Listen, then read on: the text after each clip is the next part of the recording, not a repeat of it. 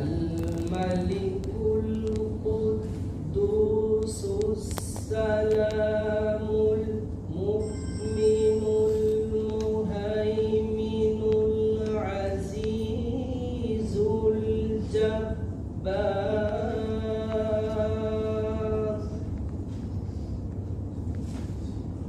العزيز الجبار المتكبر سبحان الله سبحان الله عما يشركون.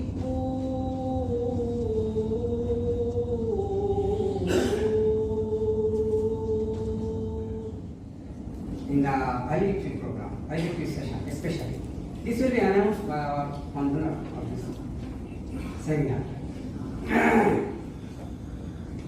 Professor Sanat Kumar Mandaskar, Dean of Arts, Professor Sirajul Islam, Economic Speaker, Dr. Muhammad Ibn Ahmad, Associate Professor, Department of Persian, Maulana Abdul Kalam Azad, University, Urdu University, Hyderabad Principal, and he came from Hyderabad. What we are, for his love and affection, we are thankful to him. Socio-political and intellectual identity. Today's seminar seeks to delve into these intricate aspects. Language play in shaping the historical, intellectual, socio-cultural fabric of our country in general and our state in West Bengal particular. The arrival of Sufi saints and merchants introduced these languages to the area. Professor Sanat Kumar Naskar was articulated that in the medium period, Arabic Persian, yes, it is developed, not originated. It is developed that time.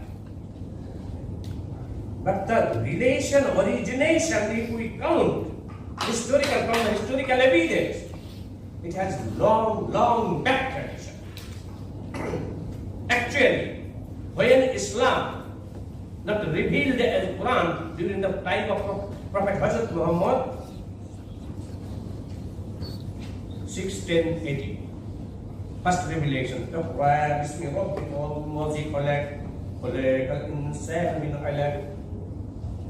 to read in the name of thy Lord.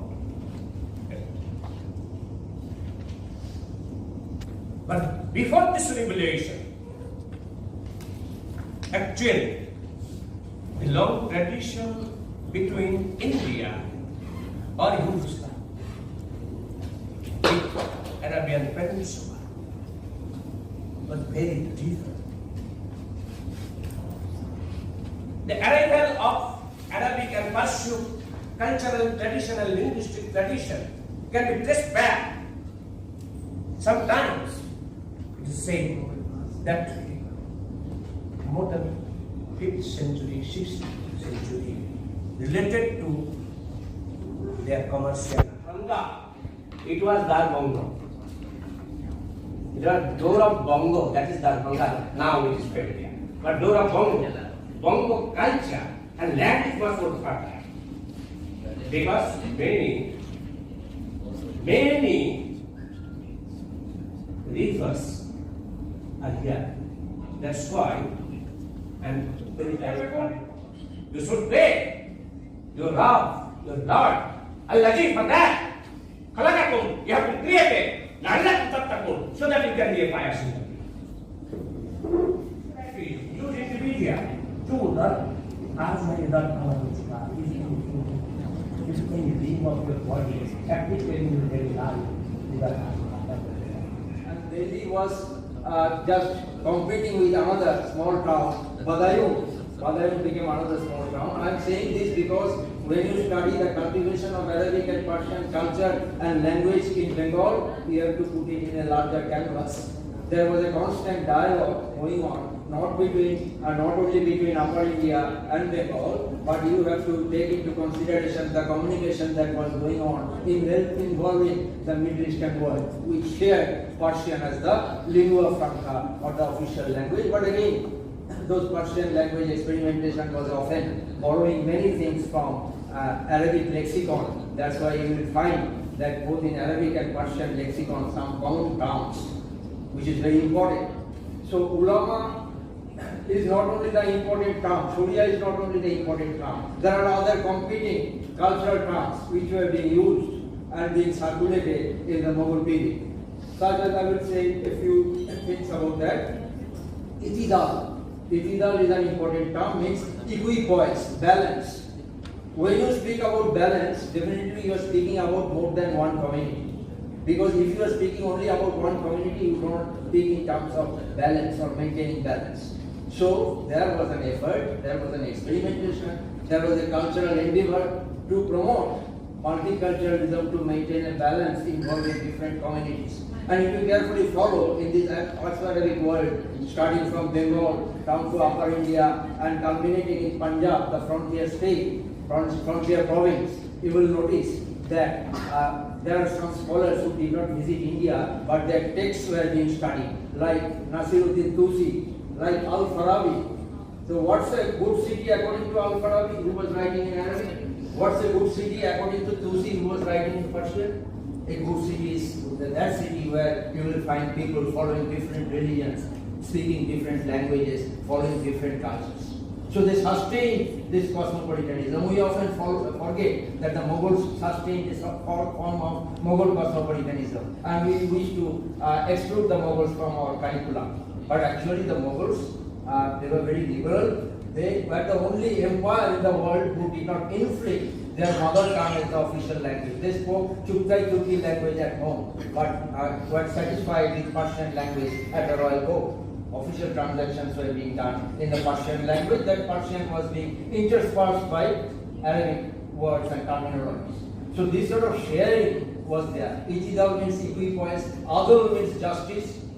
Adl means justice, you use the term adalat, originating from the term adl. So there was an emphasis on dispensing justice. And somewhere, this is very much important, you will find the Bhakti concept of Ram coalesced with the Zoroastrian concept of Nausherwane Adl, who dispensed justice.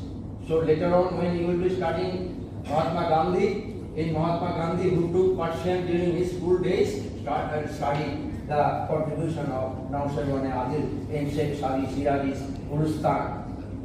And Nausherwane Adil is not a Muslim, not a Hindu, not a Buddhist, he is a Zoroastrian, but he dispensed justice and became a role model. Nowadays you will not find this sort of a tradition. A Muslim will find a hero from the Muslim community, a Hindu will find a hero from the Hindu community, and like that.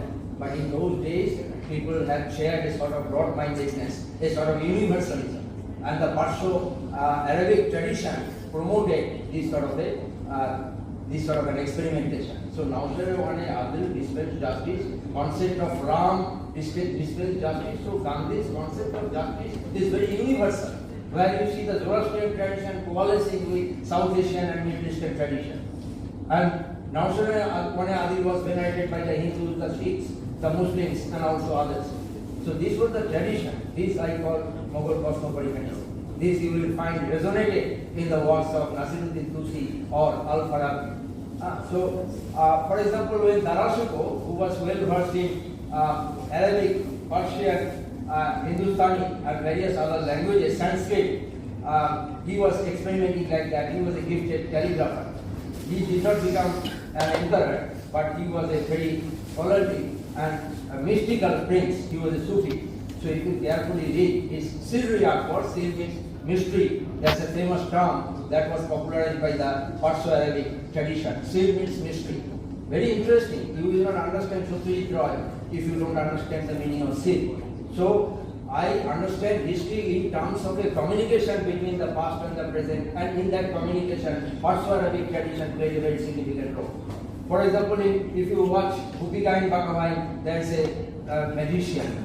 So if you have access to magic, you are a legitimate ruler of a land, of a holy land. Similarly, Tarasuko was having control over mysticism and magic. That's why Upanishad means mystery.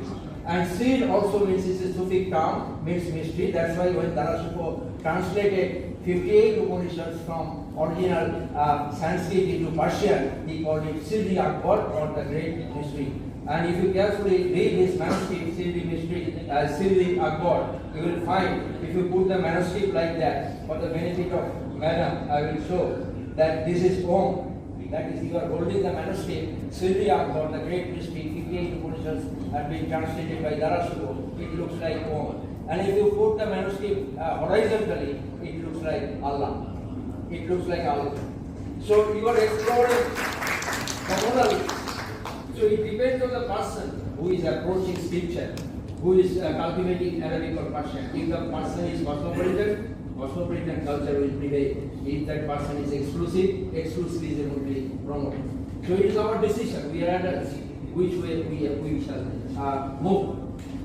So there are texts like Maktubat, Malfuzat, Tazkira, that is biographical literature. You will find that is sort of what you found in Panchatantra, ethical literature. Akhlaq literature was being cultivated, and that was being popularized by the Sufis. Sometimes nowadays in the 21st century, we study scripture or Islam and Sufism as an antithesis, as opposing cultures. That was not the case, because there could be many creative and engaging overlapping. That's why we use the term Alim Sufi.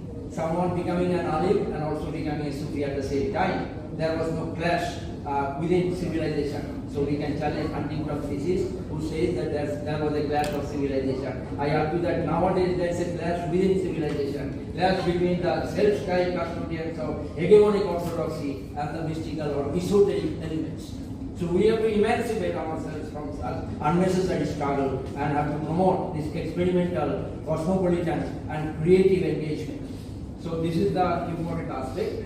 So if you think about the peace, in the lodges of the Sufi peers, you will find that Sufi texts were being written, and this tradition of writing biography of saints, here also the Perso-Arabic world played a significant role. Later on you will notice that the biographies of Bhakti saints were being also written. And in today's lectures, in today's presentations, we have noticed interdisciplinary.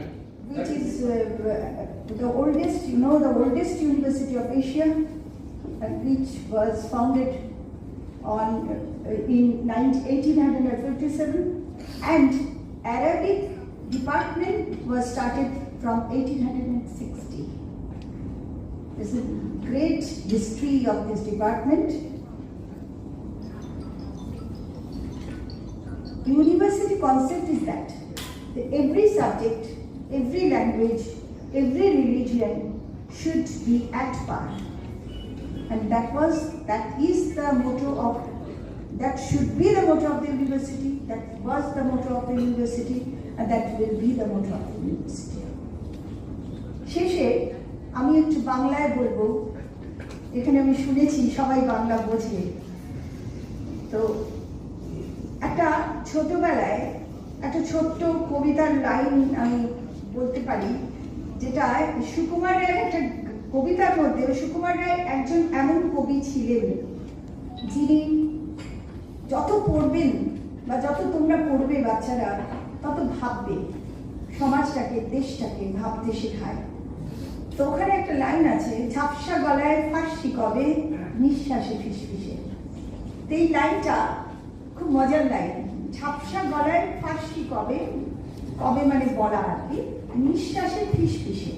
That means the actionটা, Persian language যে actionটা, সেটা হয় খুব আস্তে আস্তে, শ্বাস ফেলে ফেলে, ধীরে ধীরে, খুব ঝাপসা ভাবে, খুব জোরালো ভাবে না, বোধ হয় সেটাই উনি বলতে চেয়েছেন। তো এই যে আমি অমিত বাবুর লেকচার থেকে যতটা অংশ আমি বুঝেছি, ততটা নিতে পেরেছি, বিউটিফুল। উনি অনেক knowledgeable person, globally known definitely. সেটাতে এটা বুঝেছি যে এই সাবজেক্টটা, অ্যারাবিক এবং পার্সিয়ান ল্যাঙ্গুয়েজ, এই ডিপার্টমেন্টের ডেভেলপমেন্ট আর অনেক হওয়া উচিত। যেমন 2023-তে আমি জয়েন করার পরে একটা স্পেশাল ডিপার্টমেন্টে অনেক ডেভেলপমেন্ট করেছে, দ্যাট ইজ সংস্কৃত, অনেক পেছনের সারিতে পড়েছিল। ঠিক তেমন আজকে যখন 5 বছর পর এমন একটা সেমিনার আপনারা অর্গানাইজ করতে পারছেন, তখন আমি আশা করব আগামী দিনে এইটা অনেক এগিয়ে যাবে। অ্যারাবিক এবং পার্সিয়ান ল্যাঙ্গুয়েজ, যেখানে সেন্ট্রাল গভর্নমেন্টের একটা সিদ্ধান্তের দিকে যাচ্ছে।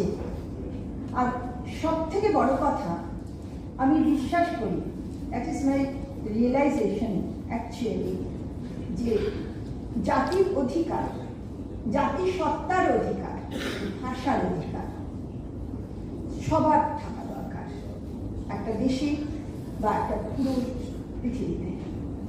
কোনো ভাষা বিলুপ্ত হয়ে যাবে, কোনো ভাষার দাম নেই, তাকে কমিয়ে দেওয়া হবে, দাবিয়ে দেওয়া হবে, এটা কখনো করা উচিত না।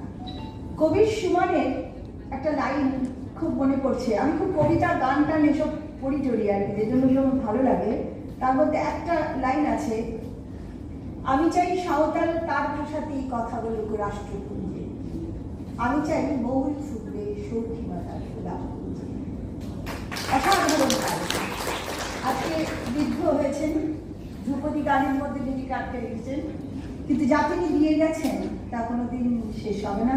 একটা দিক দেখিয়ে দিয়ে গেছেন যে আমরা গোলাপ নিয়ে মাথা ঘামাই, আমরা রজনীগন্ধা নিয়ে মাথা ঘামাই, কিন্তু আমাদের মৌল নিয়ে মাথা ঘামাতে হবে। আমাদের সাঁওতাল ছেলেটা সাঁওতাল ভাষাতে কথা বলবে, আমাদের অ্যারাবিক যাদের ভাষা তারা অ্যারাবিক ভাষাতে কথা বলবে, যারা পার্সিয়ান জানেন তারা পার্সিয়ানে কথা বলবেন। এমন দিন, এমন সমাজ, এমন পৃথিবীর স্বপ্ন দেখি। ধন্যবাদ।